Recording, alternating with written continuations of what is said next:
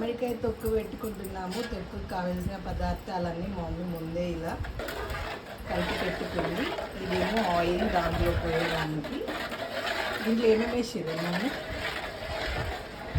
మామిడికాయలు, ఉప్పు, కారం, ఆవపొడి, మెంతి పొడి, జీలకర్ర, వెల్లుల్లి, అల్లం వెల్లుల్లి, ఇంకా ఎల్లిపాయలు ఇవన్నీ వేసి ఇప్పుడు మళ్ళీ మిక్స్ చేస్తుంది ఆయిల్ వేసి. నూరూరిచ్చే మామిడికాయ తొక్కు రెడీ. ఇలా బాగా కలుపుకోవాలి. ఉప్పు కారం అవన్నీ వేసుకొని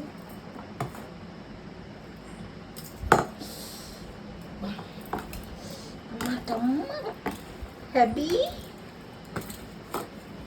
అలా ఆయిల్ అంతా దాంట్లో వేసుకొని బాగా కలుపుకోవాలి ముక్కకి పట్టేలాగా.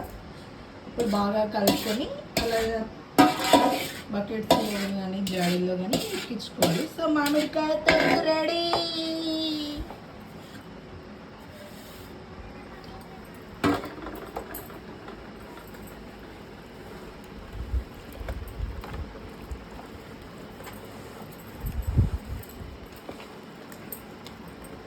బాగా కలుపుకోవాలి ముక్కలకి పట్టేలాగా.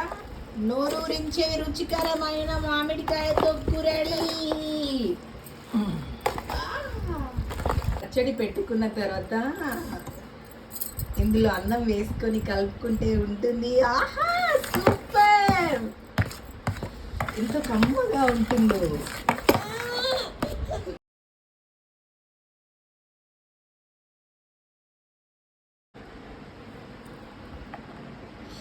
ఈ అన్నం ఉంటుంది.